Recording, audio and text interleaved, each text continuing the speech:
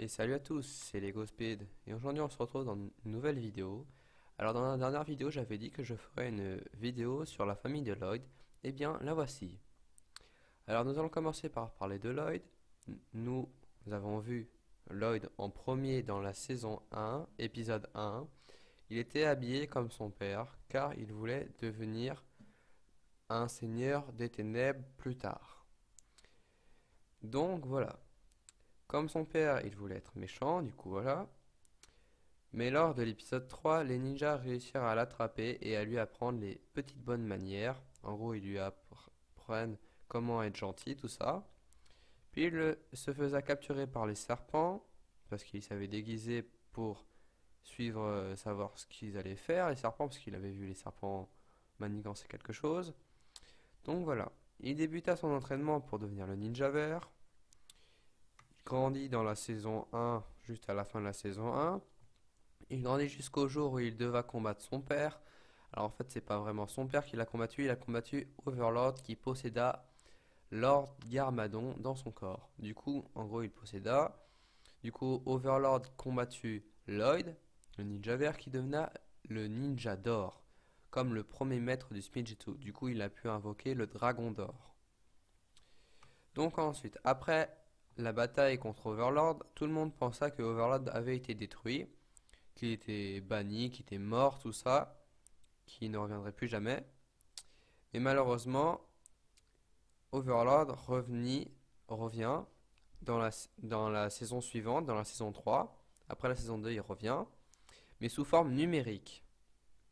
Du coup, il réussit à voler les pouvoirs d'or de Lloyd, les pouvoirs d'or pour devenir le maître d'or.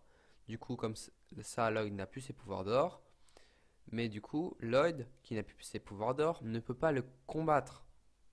Même si les ninjas avaient réussi à le détruire numériquement, il avait réussi à devenir le maître d'or. Mais pour l'instant, il lui fallait les armes d'or, donc il envoya le général Cryptor sur Arcturus, une comète, avec là où se situaient les armes d'or. Du coup, après, Lloyd ne pouvait pas combattre Overlord vu qu'il était tellement grand. Du coup, c'est Zane qui décida de se sacrifier et de détruire Overlord grâce à ses derniers pouvoirs de glace. Mais Zane se reconstruit et se faisait capturer par Chen ainsi que Pixel. Parce que Pixel a vu à ce moment-là que Zane se reconstruisait lui-même grâce à ses souvenirs.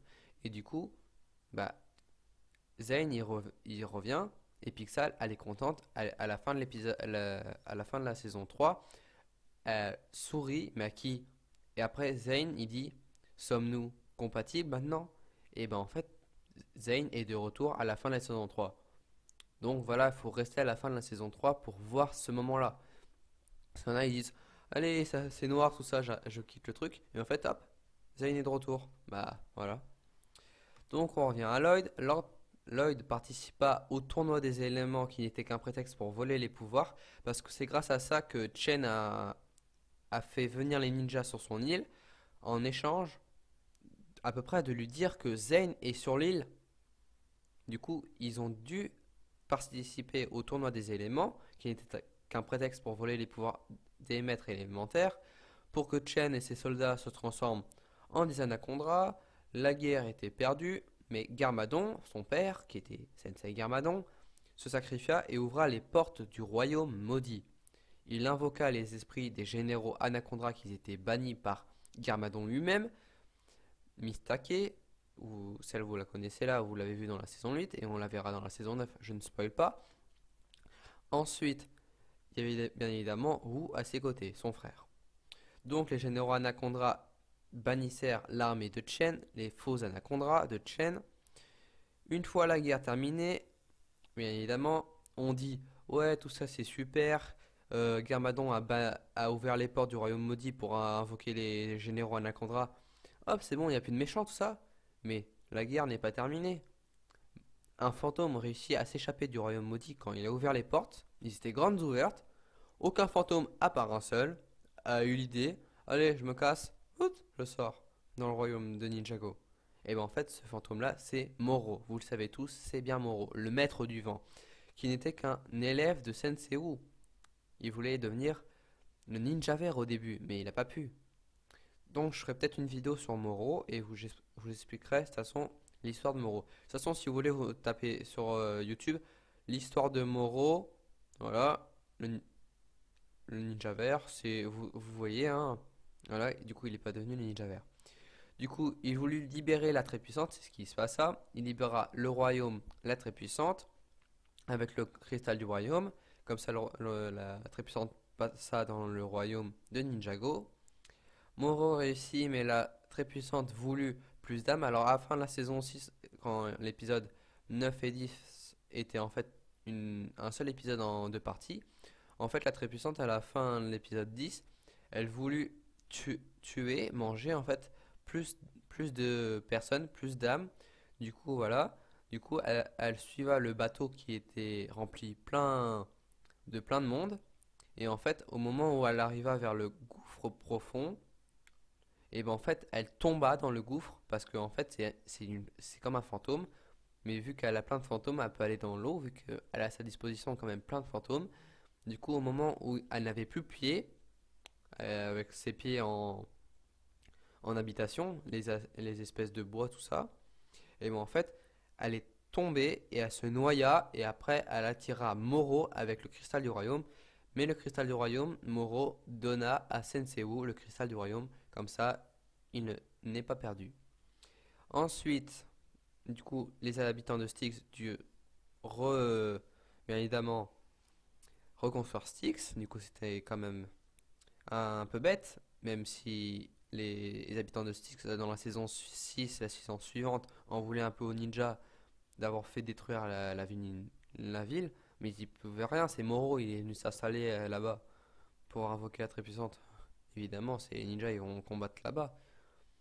Du coup, est-ce que après Moro, il n'y a toujours plus de danger? Bah non, un fantôme s'était échappé de la très puissante. Encore du réchauffé. C'était Klaus, le sorcier de l'île de Chen. En fait, il a été filmé par une caméra de surveillance. En fait, la caméra, elle a été à Ninjago.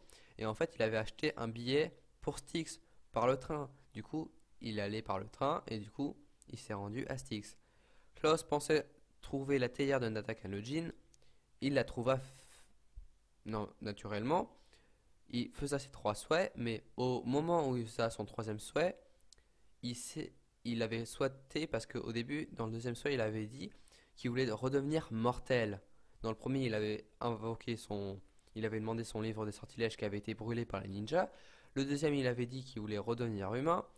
Son, du coup, retrouver un corps d'humain, c'était un processus difficile. Du coup, il souhaita à son troisième souhait que la douleur s'évanouisse. Et en même temps, il s'évanouisse lui-même dans les airs, dans la théière de Tyran, la théière de Natakan, le djinn. Du coup, Natakan était évadé de sa théière.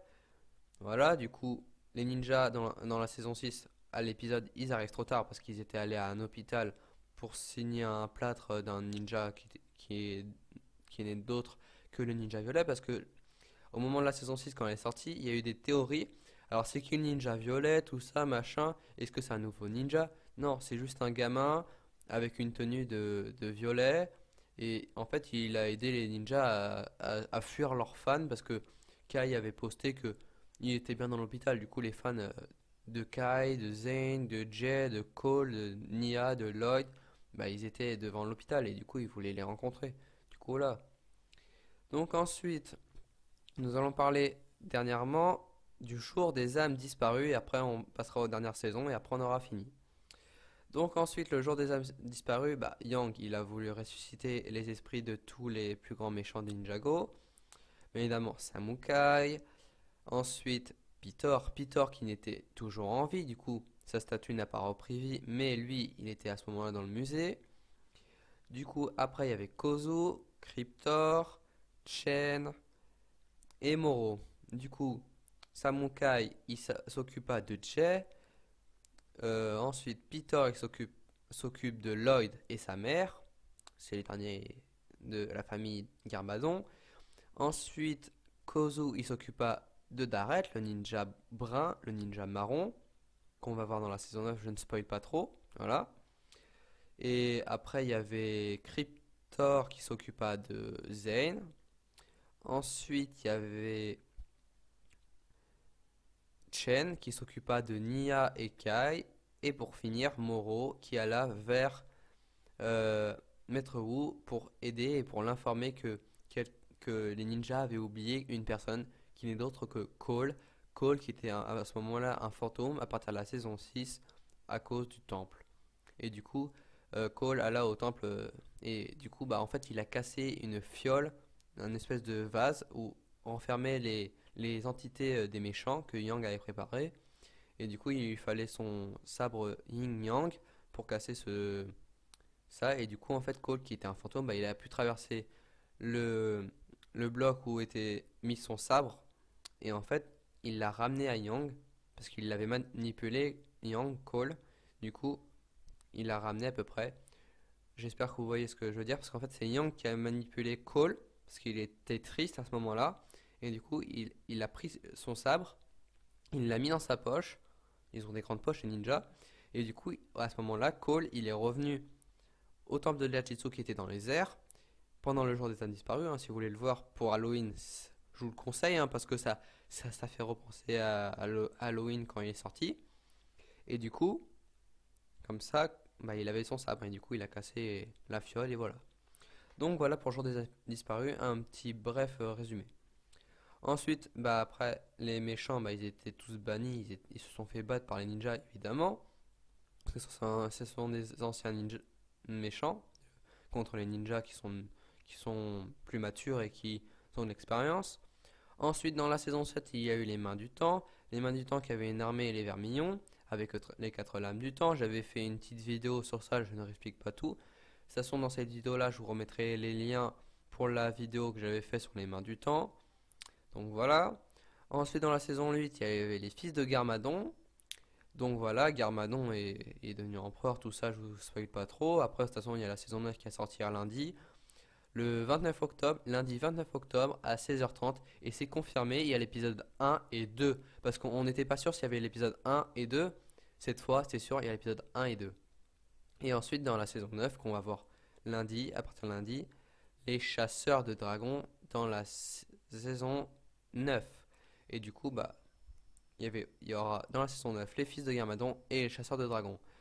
Donc voilà, c'était Lego Speed. J'espère que vous avez aimé la vidéo. Si c'est le cas, vous n'avez qu'à vous abonner. Comme ça, vous pouvez suivre mes autres vidéos. Et si vous avez envie de laisser un petit commentaire comme quoi la vidéo était bien, c'est vous qui voyez. Et si vous voulez mettre un petit pouce bleu, parce que la dernière fois, la vidéo avait obtenu 7 à 8 pouces bleus. Donc voilà, si c'est le cas, vous pouvez mettre un petit pouce bleu si vous avez aimé la vidéo. Donc moi, je vous dis, c'était Lego Speed. À la prochaine.